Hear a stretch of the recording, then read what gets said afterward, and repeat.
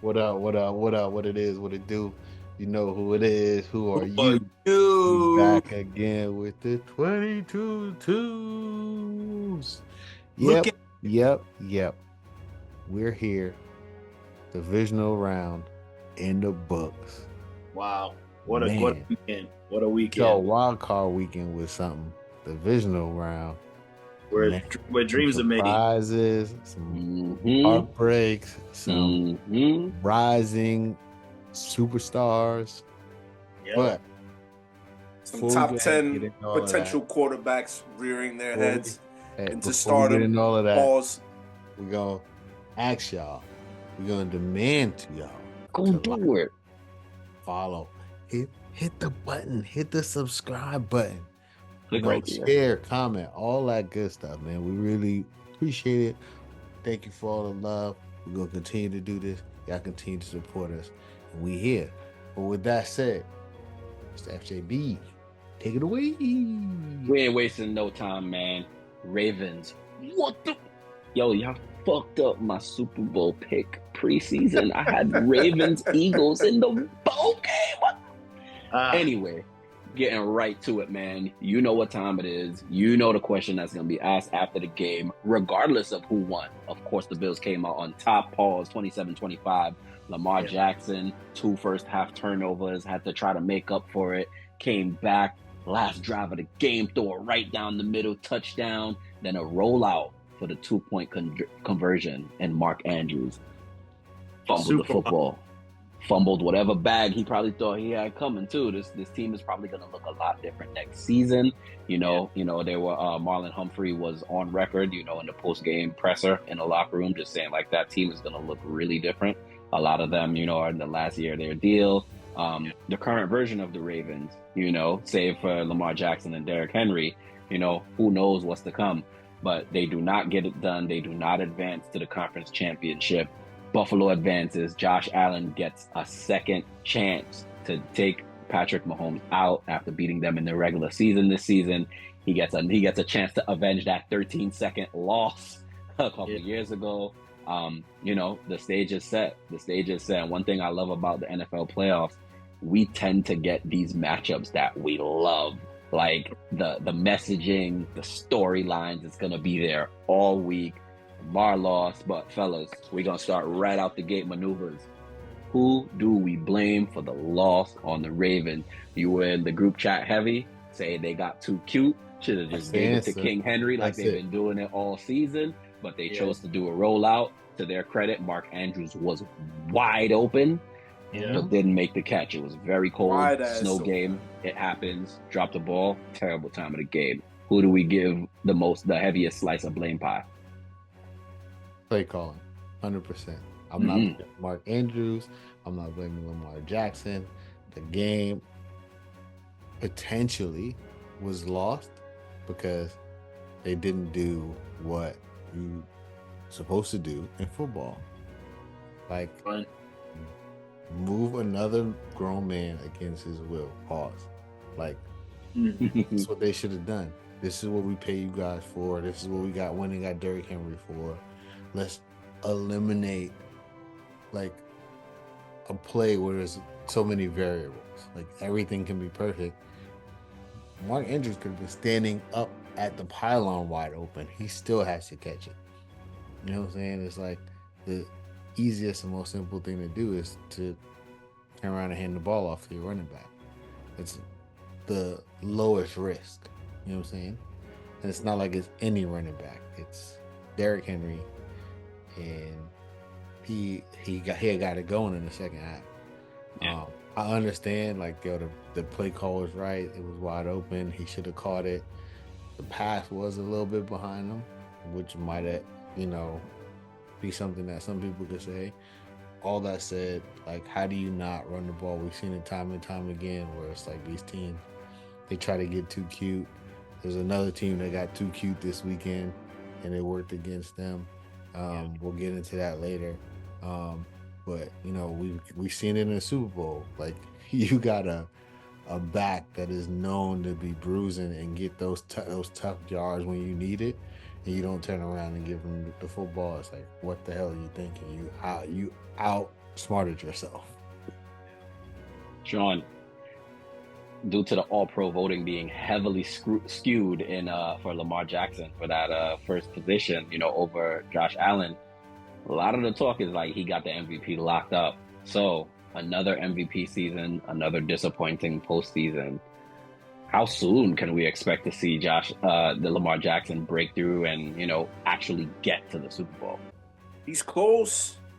He didn't play. I mean, with the exception of the turnovers, he played exceptional football. They went 96 yards on that last drive off the muscle from his legs and his arm. You know what I'm saying? Making plays off schedule, spectacular throws, keeping plays alive while he was in the pocket, with the pass rush bearing down on him. I mean, but ultimately he was the reason why they lost. You know what I'm saying? With the turnovers, the play, same play that make you laugh, make you cry, right? How many times did we see in Cincinnati, early in the season, where he was able to scramble on a spectacular play where he was moving left, moving right, and then he threw the ball in the end zone to Bateman to win the game. Same instance in the first half against the Buffalo Bills, trying to scramble, loses his footing, the grip from the football gets away from him, and Von Miller's running the other way. The interception to Rashad Bateman up the sideline, miscommunication between him and the wide receiver, right? That was supposed to be a deep shot, but it's just football sometimes. You know what I'm saying? It's a rough environment. You're playing in Highmark Stadium with the Bills, cold weather, loud stadium, and the Bills are taking a page from your playbook and running the football down your throat. You can't stop it. You know what I'm saying? So they got behind because of the turnovers, and they needed to lean on Lamar. But in the third quarter, they did an excellent job of running the football. But getting back on schedule again. You know what I'm saying? But they needed to be able to throw a ball in order to be successful in the second half, being down a couple of scores. But to your point, Lamar Jackson does win another MVP because of the type of season he had. It's a historic season. He almost ran for 1,000 yards rushing, 100 yards passing, and almost 40 touchdowns through the air with only 4 turnovers. It's a great season. You know what I'm saying? So even though he had that kind of season that they did, but they still had success on the ground, a lot of what he was able to do was off the strength of Derrick Henry. So I understand where maneuvers is coming from, but do you really want to have the balls per se to be able to call that play on the 2-yard line and then get stuffed, and then have the Monday morning quarterbacks come out and say, "Yo, you should have threw the ball with Lamar Jackson"? I mean, you damned if you do, damned if you don't. When you're presented with the opportunity to make plays with Mark Andrews, you have to catch that football. Now, what we're gonna remember for Mark Andrews most notably for is him missing the opportunity to make a big play, no matter how good he's been. So, honestly, it's a rough, tough situation for the Baltimore Ravens. But I do think that Lamar Jackson is gonna break through. Just so happens that this year was not his year. So hindsight is 20/20, and of course, if they hand the ball off to Derrick Henry and he gets stuffed, all the press and the major coverage is going to be you got to put the ball in your best player's hand, and it's going to fall on Lamar Jackson's shoulders, regardless. From the football side of it, you're going to say you give it to Derrick Henry, your workhorse, but at the end of the day, all the headlines are going to be Lamar Jackson didn't get it done. But Darnell, I wanted to switch gears real quick because all the press and the coverage has been on the Ravens and the failure of Lamar Jackson. But I want to shift gears to the Buffalo Bills because Josh Allen did get it done. He did get to the conference championship. And I want to ask you, how confident should the Bills be that they can dethrone Kansas City and make the Super Bowl, considering how they've performed in the first two playoff matchups? Well, I think the confidence booster was definitely this past weekend. The Broncos were just a warm up. They were just trying that was pretty much them seeing like, hey, are the wagons rolling, and playing that game in the cold. That was their opportunity to say, look, we know Baltimore has Derrick Henry, we know Baltimore has a potential MVP, but we're still in Buffalo. You know what I mean? So I got to give them a lot of credit. I think the majority of people did pick the Ravens to win that game. I think if you look at the numbers, okay, outside of you. But what a lot we don't run the tape back, don't worry. I picked the Ravens. But even so, but like the big thing was Vegas had them by like I think 1.5 or -1.5 or 2. So Vegas was picking the Ravens, you know what I mean, and they had everything lined up for them. You know, right now, you know, you didn't know what that Buffalo defense was going to give you, but credit to Sean McDermott to get them ready, get them in play. You know, the offense made plays when they needed to, like a lot of big third down pickups, you know, so I got to commend them. You know, I said, like, shout out to my boy Wilbur, big time Buffalo fans, always up at the games. But yeah, man, I gotta really say commend them for that and how they've outperformed, man. Like I gotta give it to him. Losing his best receiver, I had no idea that they were going to be there.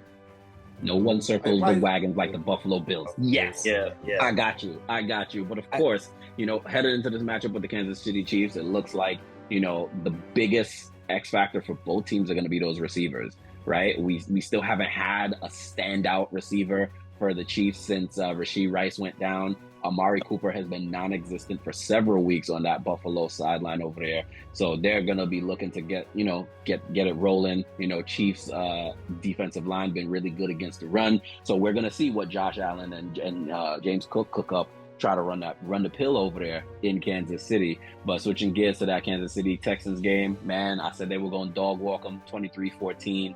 You know, it never felt that close. It was a little bit competitive there early in the second half, but I never wavered. I never thought the Chiefs were going to lose that game. Patrick Mahomes does it again, gets to another conference championship. Yeah. Sean, are they headed to the Super Bowl again?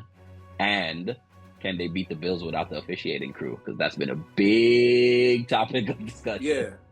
Well, you know, I got to disagree with you, FJB. I thought that game was closer than you thought. You know what I'm saying? Especially with some of the calls that they were going to lose. I never game. thought they were going to lose, though. Now, when you call all officiating aside for the hometown team, right? You have to go into the lines then and choke them out. Drag them by the tail and drag them by the tail and hold the carcass like this. You know what I'm saying? You can't go into a game that close and expect things to go your way. You have to dominate. Will Anderson, beast. Okay, excellent football player, but you know what they were able to do on defense against the Chiefs was exceptional. They just didn't have enough. They just didn't have enough offensively. You know what I'm saying? The injuries obviously caught up to them. I mean, Nico Collins played well, and Joe Mixon was in and out of the game due to injury. He was a non-factor, but he was one of their most important players on offense. I mean, even if they could have involved him more in the passing game, he wasn't there. But I really like the Texans' chances to upset in that game. But you know, for the lack of offensive weapons, they weren't able to get the job done. But the Chiefs find a way to win. As much as we disparage them, as much as we say that they're a weakened version of their former championship selves from a couple of years ago, they find ways to be able to get it done on both sides of the ball, including special teams, to be able to put themselves in position to win. And I've been saying that all season long. So honestly, you know, betting against the Chiefs is not a smart proposition, but the Bills, we'll get to that. But the Chiefs played excellent, and I expect them to bring their best A game in the AFC Championship. Maneuvers officiating is always questioned, no matter what the sport, no matter what round, regular season, playoffs, it doesn't matter. Do the fans and the media have a correct gripe with the officials for how they officiate Patrick Mahomes and the Kansas City Chiefs? Or is it status quo and we're just really, really critical because they're on the path to a three-peat? I think everybody, both sides of the argument, have their points. But thinking that from a player coach perspective, it's like you can't worry about that. You got to go out there and execute. Got the ball. Execute in between those lines, and let everything else is secondary. So if the calls ain't going your way, you gotta play a little better that day. Hey, that rhymes. Exactly. Yeah. So I think, you know, both sides of the argument are true. But you also have to understand too that it's difficult for referees to not throw the flag for things that they, you know, are not quite sure about. Yeah. for the home team who happens to be a 2-time defending Super Bowl champ. It's like you kind of want they 2-time. 3-time. They They're won back to back. And another thing, why the hell was Travis Kelce so wide ass open in that game? Wide. That's the I mean, we Why? we need to get an X's and O's show. So we can really talk about it. Well, you're gonna break it out. But that won't happen this weekend. I can guarantee that. But I mean, the one takeaway that I have from it, and this is going to be controversial because it's about Patrick Mahomes, is Patrick Mahomes is an all-world, all-universe game manager.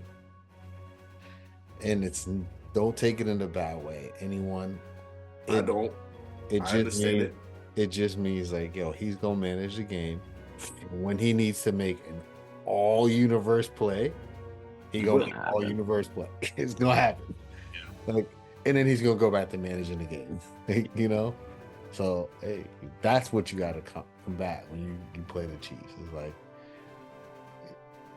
you got to play to the whistle every time, and then you got to play perfect. You got to play perfect. You got to play to the whistle, and then that ties back into playing to the whistle against Patrick Mahomes and the Chiefs. Get you flagged. You gotta be careful. Well, Darnell flipping over to the other conference, much to the chagrin of Maneuvers and Sean, who loved the Rams heading into this matchup and into the postseason. They're going home back to LA with an L hung on their head at the hands of the Philadelphia Eagles. Eagles do what we all love: run the ball. Jalen Hurts burst out for a 41-yard touchdown. Saquon Barr, glorious King Saquon, busted 2 of them things. Pause. 2 long runs. All the way, took it to the crib. You know, those fans were going crazy. We had to watch it. I know Giants fans all over the place were probably going crazy, like, this dude doing it in the playoffs. But again, another win for the Philadelphia Eagles, another sub-200 passing yard performance from Jalen Hurts. Darnell, talk to me about that game, and can Jalen Hurts get it all done, continuing this streak of not even throwing 200 yards? The thing is, man, like, Philly forgot to read the NFL script, man. You know what I mean? Like, you're supposed to let LA win, man. Like, let the Rams win, man. Like, cheer. Yeah, the wildfires. Man. Let do something. And they forgot to read the script, but they effed up. Like like right now, man, you gotta. If I was a betting man, not like you, FJB. If I'm watching paper and I'm saying, wait, the Commanders pretty much took these guys to the wire a few weeks ago. And now you're coming off a team, and no, I'm so sorry. I'm going to leave the Commanders alone. The Eagles, the running game, and we know that's a solid. That's their thing. You know what I mean? Right now, whatever's wrong with Jalen Hurts, they need to fix it. Because those guys are coming up from I-95 South, and it is not going to be an easy game against them because they have so much momentum. So Saquon could do what Saquon does, and he showed it the 2 games against the Rams. He pretty much went over 200 yards for both, I think. So they got lucky. You know what I'm saying? So whatever's going on with Jalen Hurts, whatever book of the week that A.J. Brown is reading, wherever Devontae Smith is, I haven't seen that guy in weeks. I don't know what's going on with that Eagles franchise. I don't know what's going on with that offense right now. The defense is solid. Offensively, if you look at all of the teams left in the playoffs right now, there's no way you're going to beat any of the teams. You barely got past the Rams in the snow. If that was a game in L.A. or a neutral site game, the Rams would have won that game. Hands down. So, Sean, the formula for these Eagles wins seems to be muck it up, keep it low scoring, keep it close, run the ball, keep running the ball, and run the ball some more. If Jayden Daniels walks into the link and goes up by more than a score, the Eagles are going to have to play catch up. Can they keep up this run raid and defense formula and get the job done next weekend? Well, first of all, I know that the Philly faithful, including Gilly the Kid, are praying for terrible weather this weekend because they Absolutely. do not want Jayden Daniels to have a bright and sunny day to be able to throw the football. You know what I'm saying? But I think the bigger story is what everybody seems to be freaking out with.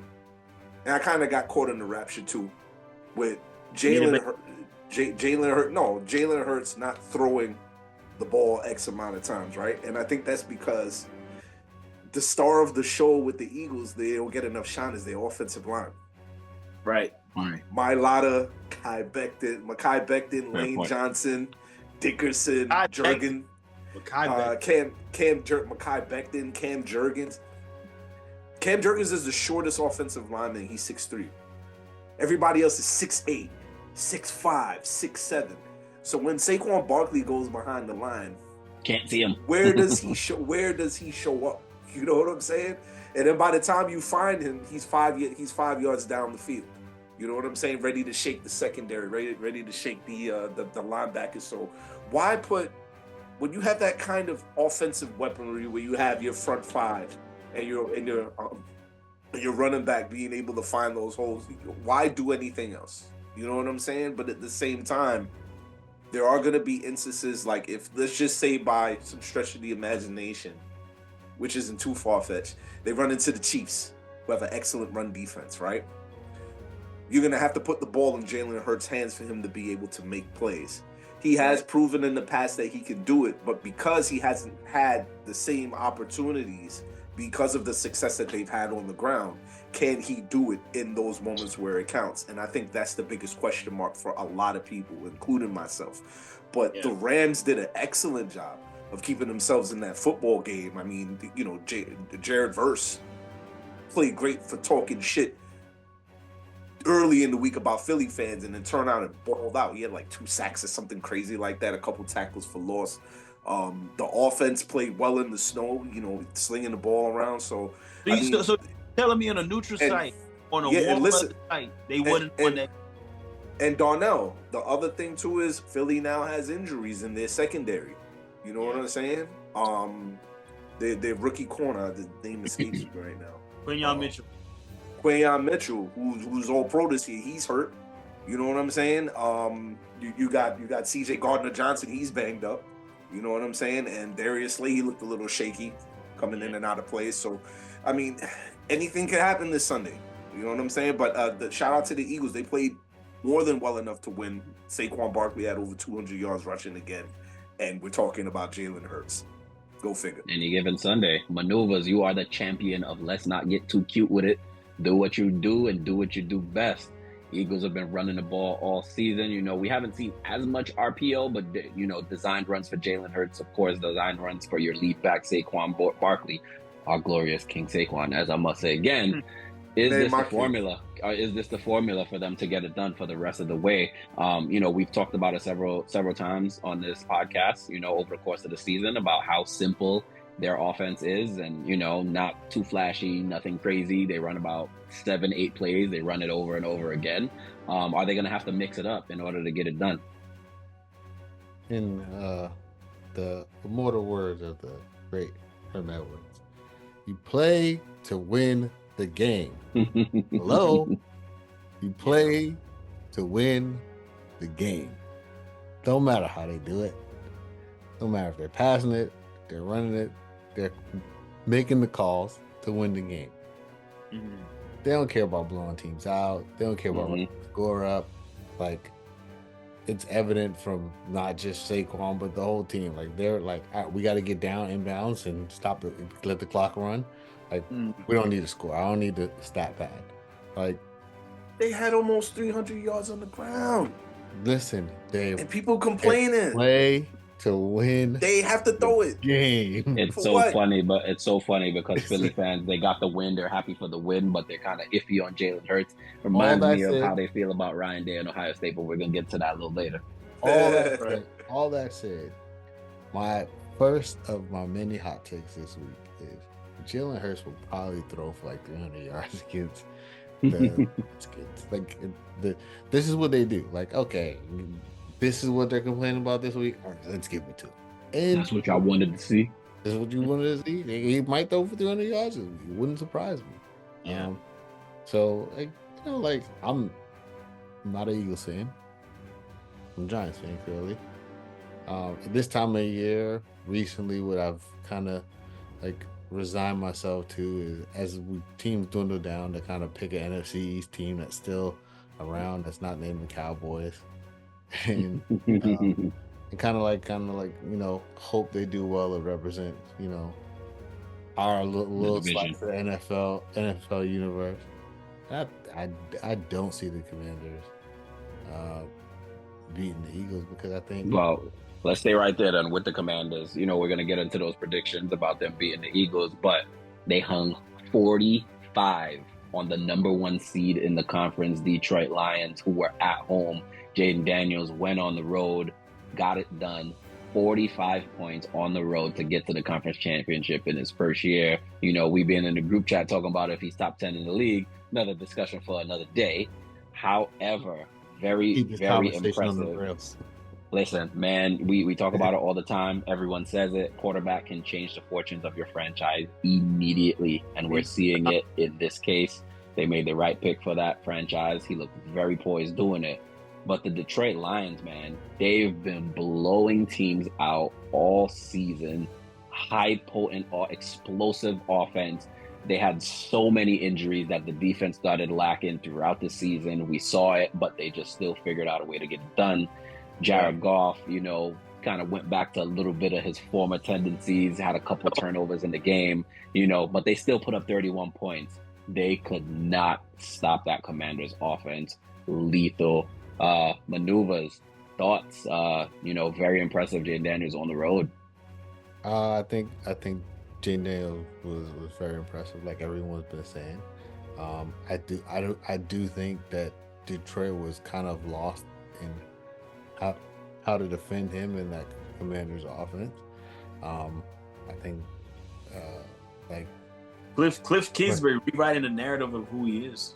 I mean, but like I think any team that is not athletic in the back end in the defensive secondary, they're gonna struggle against that Commanders offense because I feel like you can run zone against Jayden Daniels. He's gonna pick it apart.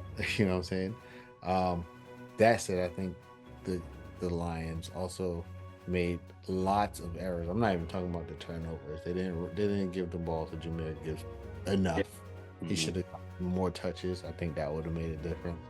And like you call if you're trailing in a game and you start building momentum and your run plays are working and your pass plays are working and you're driving down the field and you scored one time and then you get the ball back and it's looking the same again. Your run plays are working and your pass plays are working.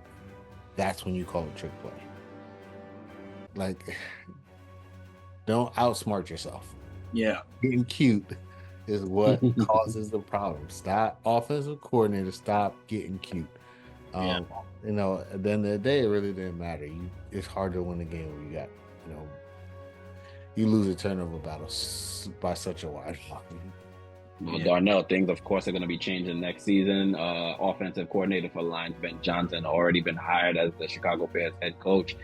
What do Lions do from here? Do they try to make some changes? Are there any upgrades to make, or do they just try to get guys healthy and run it back next season? I think health is a factor. You know what I'm saying? Losing Hutch, way back when, and just a gradual decline with everybody. So the war of attrition is going to catch up to you sooner or later. As a team, as a franchise, it could be just that deflating. I salute Aaron Glenn for doing what he can with that defense and making the most and getting the most out of that team. But clearly, as I said, this is definitely one in which I've never thought I would say this. This is a situation where Dan Campbell got out coached. Dan Quinn came in there with a mission with Kingsbury, and they had an identity. They knew what they were going to do.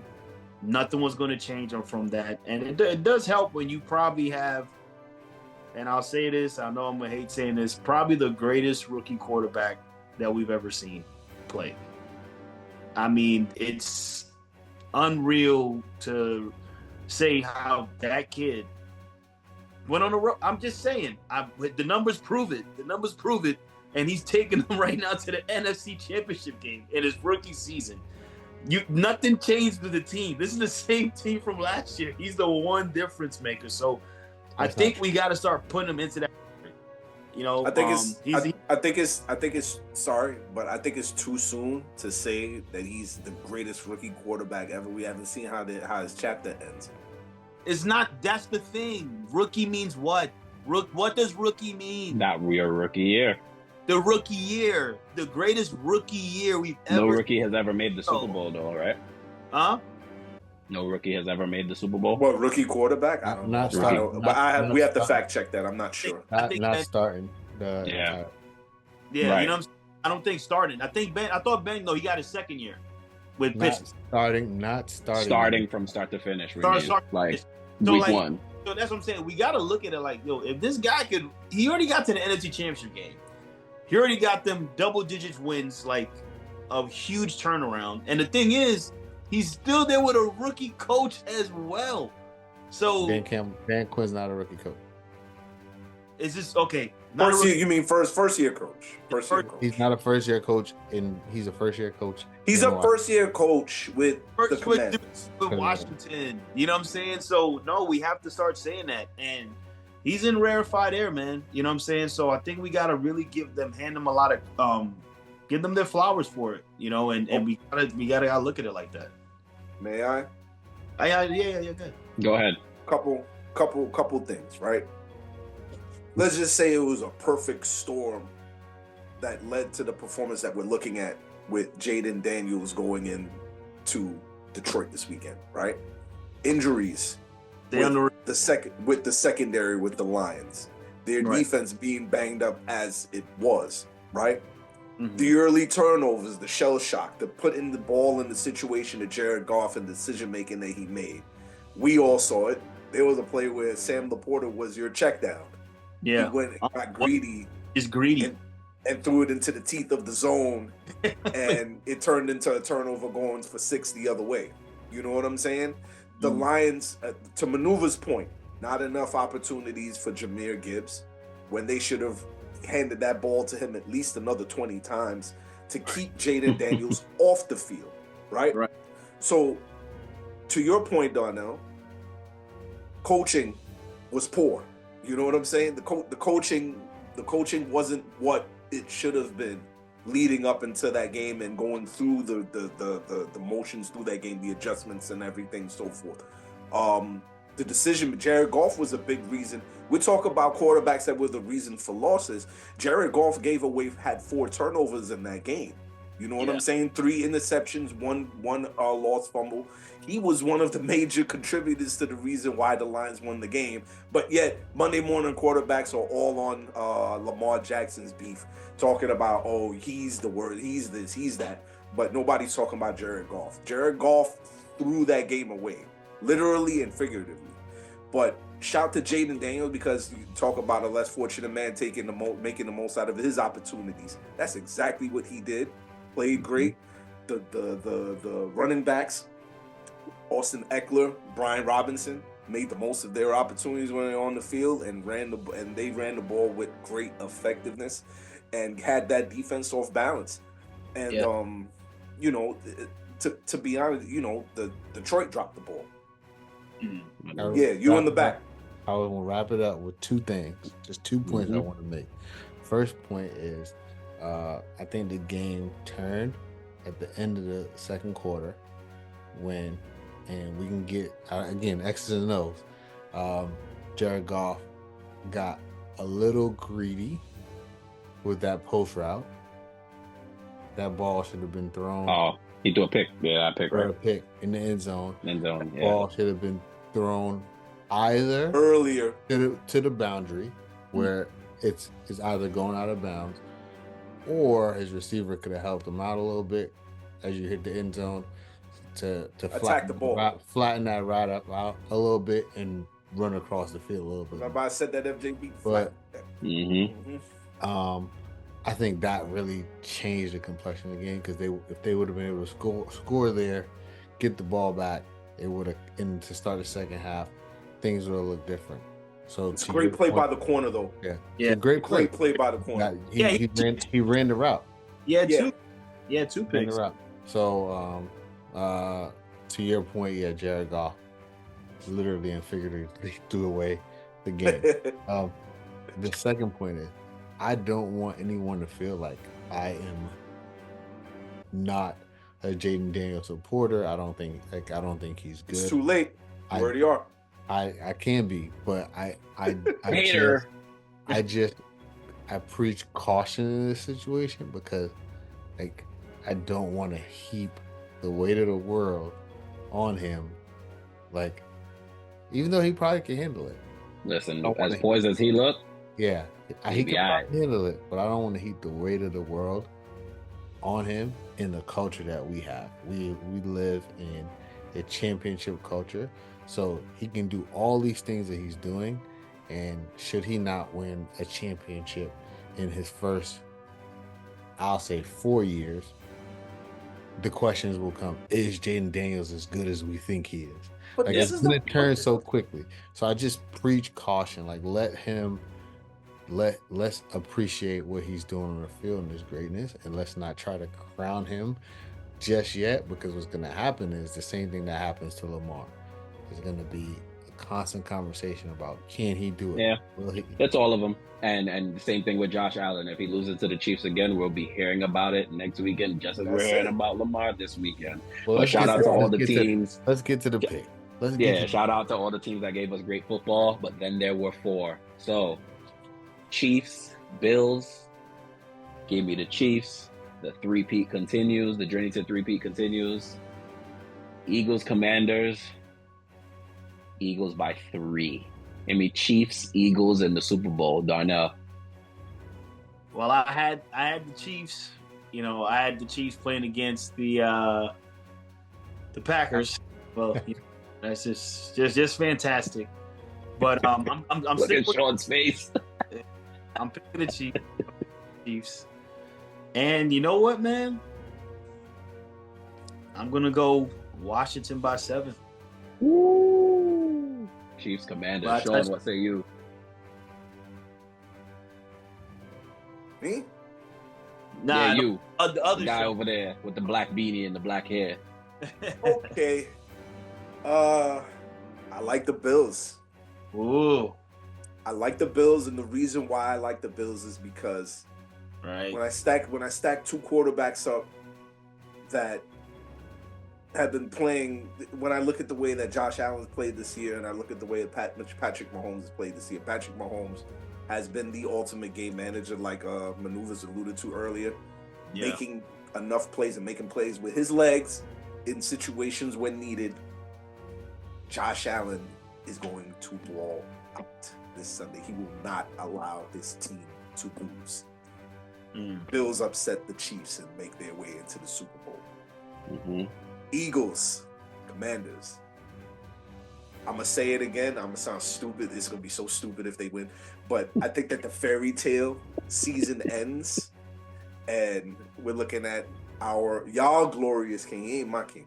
Y'all glorious king Saquon Barkley walking in, running into the Super Bowl. We got a Bills-Eagles Super Bowl on the way, gentlemen. Yo, man, if the Eagles end up winning the Super Bowl, he has MVP. They need to fire that whole. Let's not get ahead of ourselves. All right, that hasn't happened yet. No one circles the wagon, so just make that pick. Go ahead. Say it. Before I go, I just want to say something. There he is. Very interesting fact I learned today. In the last 29 years, every NFC team has made the NFC Conference Championship, except the Dallas Cowboys. What a beautiful fact. What a beautiful fact. Wow. Unbelievable. It's wonderful. Only NFC team not to make the NFC Only Conference. NFC team. Like Every team in the NFC has made every it. single team in the NFC has made the conference championship except the Cowboys since '95. Dude, Arizona, the whole NFC West, NFC North. Everybody. Except the Hawks, Cowboys. Saints, everyone. Wow. Yep. Detroit last year. Crazy. Yep. But Detroit was the last one. Mm-hmm. All right.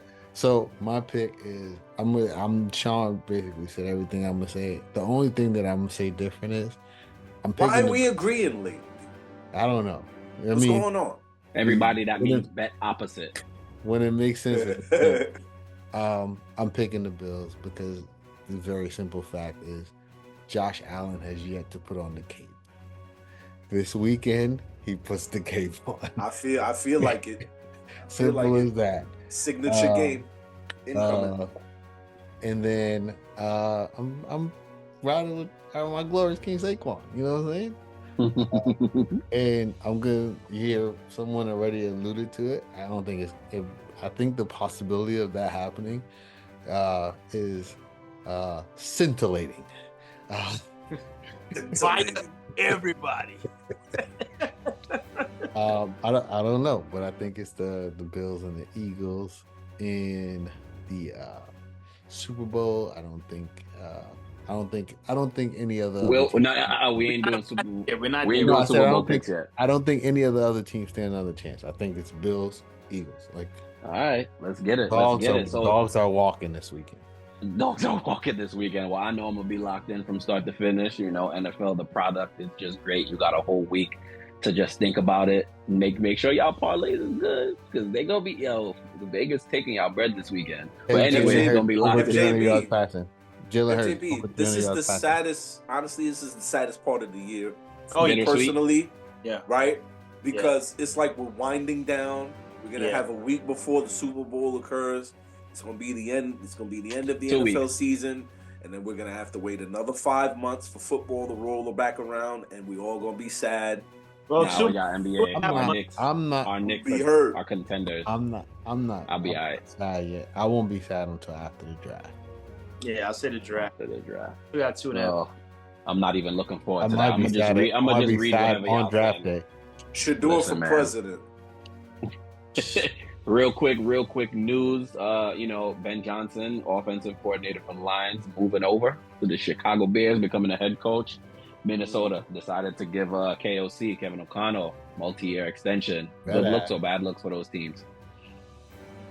I think it's a good look. Yeah, anyone. I think it's a good look because Ben Johnson, developmental OC. Yeah. Under the same tree as Dan Campbell. I think it's a win-win for both teams because you had the QB coach Mark Brunell. I think he's going to get his opportunity. Everybody knows Mark Brunell's a great football mind. He was really good when he used to play back in Jacksonville. Yeah. So I think Ben Johnson's going to be great for that offense. They have a lot of dynamic pieces.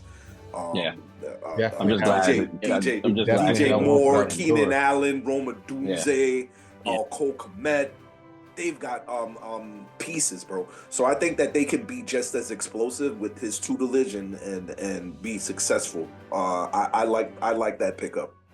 Yeah, I'm just glad Caleb Williams, get some dynamic head, brain just behind making those play calls because it's been rough. It was rough watching him this year. That was He yapped that real quick, son. He got it before it got away. You know what I'm saying? Of course, KOC's success is going to depend on what they do at quarterback. I don't know if they're going to franchise Darnold. It all depends. JJ McCarthy, they like what they saw in the offseason last year before he got hurt. So much remains to be seen. KOC fellas, quarterback switching gears from varsity to JV, switching gears from the NFL to the NCAA. Ohio State Buckeyes get the job done, beat Notre Dame in the FBS Championship Game. Congrats to the Buckeyes. Congrats, shout out LeBron James. Congrats, bro. I know you was there. Put this big crown on. He was mad hype. But, as I mentioned earlier, Ohio State fans and kind of just the media, I've been hearing talk about Ryan Day is good as the guy for the job all season, and then they finally win it. So it's like they're happy they won, but are they a little bit upset because Ryan Day's still there? Do they want to change? I mean, how are you going to change now? The guy just won a national championship. So our college connoisseur over there, Darnell, talk to me about that win, what it means for the program, and I did see some talk about them being able to run it back next season. Well, I the thing is when I know Ohio State was kind of like wallowing a little bit. They had like a little downtime when they lost to Oregon early this season. And it said, like with the upstart of Indiana, like Michigan, of course they lost to Michigan, which is like you can't lose to the team up north. You know what I mean? So the only way to save Ryan Day and to save anybody on that staff to satisfy, I know Buckeyes fans, they're called the Buck Nuts. That's what they call themselves, man. Like they're called. But in order to save it, they had to do that. And I think Will Howard and that passing attack, when you watch, man, like their weapons are serious. They really loaded up. They had the number. I think they had the number one overall class recruiting, I think, last year. So they came in and they got all of these 5-star guys, and this is what you're supposed to do. You know what I mean? What I'll say is, unfortunately, I said with the playoff system, it's still gonna be wealthy teams out there. Teams are still gonna have a lot more talent than others. You're just gonna get maybe those 1 or 2 really bright 4 and 5 stars of some of these smaller market teams, which is good. But in order to save his job, because he lost to Michigan 3 years in a row, the only way to rectify it was to bring a national championship home. So he did that. And that right there buys him another, like, honestly, man, another 5-6 years, to figure out exactly what they'll do with this team. So that was huge for him to win that. Unfortunately, I can't stand Ohio State. I am a Miami Hurricanes fan, so that was not a pass interference. Yep. We live by that. No maneuvers, of course. Yeah, I saw you shaking your head over there, in non-agreement, talking to me about, Ohio State having to do it all again. And, you mentioned earlier in the group chat that this format was a failure. So I'll give you 2 minutes to elaborate on that real quick. First year, we've seen the 12-team playoff. Somewhat exciting a little bit. Had some games go down to the wire. But all in all, Ohio State took it in the end. So going to 14 teams. Pause. Yeah, it's a little worse. We're going. I think it's key to point out we're going. I'm on point. We're going to 14 teams next year. I think that's going to be key. But before we get into the playoff format, I was shaking my head in non-agreement because Ryan Day could be the first coach in college football history to get fired for the year after he wins the national championship. If you lose to Michigan next year and they don't win the national championships next year, that's crazy to think about. Out of here. They're getting them out. You can't lose. You can't lose to Michigan 4 years in a row, national championship or not. Yeah, you cannot lose. He cannot lose to Michigan next year. If he puts himself in jeopardy of being the first coach to be fired 1 year removed from winning a national championship, especially with the fact that we are going into a 14-team playoff, right? So he loses to Michigan and he doesn't win the national championship next year. That means you lost 4 years in a row to your number one rival. They're probably still going to make the playoff bracket, and that means they get eliminated before the national championship. He's gone. Yeah. But in terms of the format, like, I really think what needs to happen is, all right, you pick your 14 teams and then you throw the rankings out. The 14 teams based on the criteria, and then you throw the rankings out. And because it's all arbitrary, like it's, teams are ranked based on someone's feelings. Once you get those 14 teams, you seed them how you see fit. Because everyone that got a first round bye this year lost that game. Like, all of the top 4 teams all lost in the first game. Like Arizona, Oregon, Boise, and Georgia. And Anderson, then they're going to just get rid of the conference championship.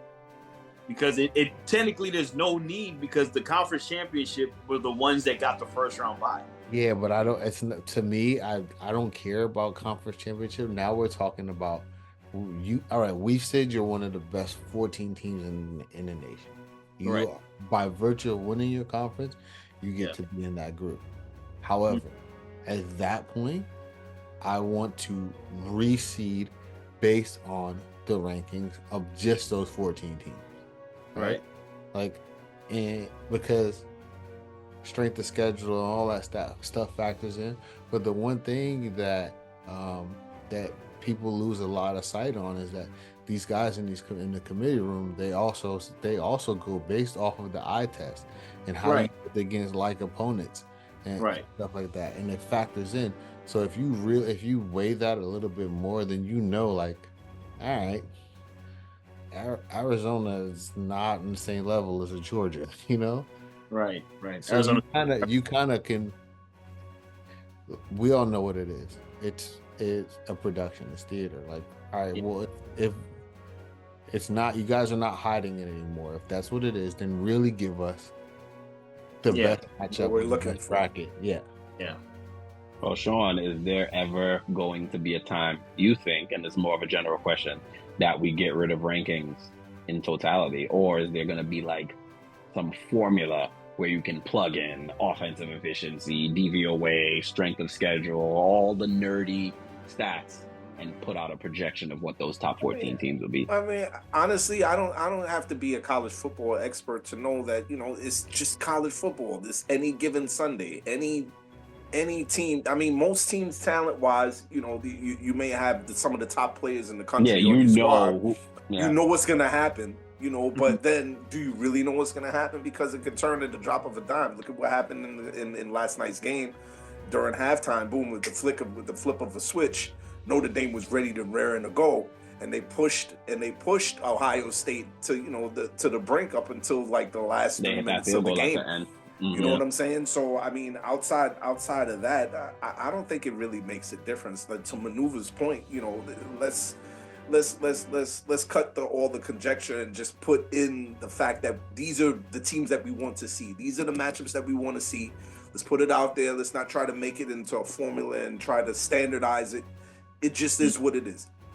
The top teams, who we want to see play each other, and let's just cut the BS. They do it in college basketball. That's the crazy part. It's done in college basketball. You see, there we go agreeing. What's going on? We get to see it in the pros at least. So college football is done for now. NFL is not. We will be back again next week, taking a look at those conference championships, giving our Super Bowl predictions and anything else that may come up in the week. But of course, again, Maneuver said it, Sean said it, Darnell said it. I'll say it again. Like, comment, subscribe, hit the bell notifications, hit us up on X. I guess y'all can hit us up on TikTok because it was gone for 12 hours and then it came back. We on Blue Sky, hit us up. Blue Sky. Comment. 22 twos. We out of here. Nobody circles the wagons. Hey.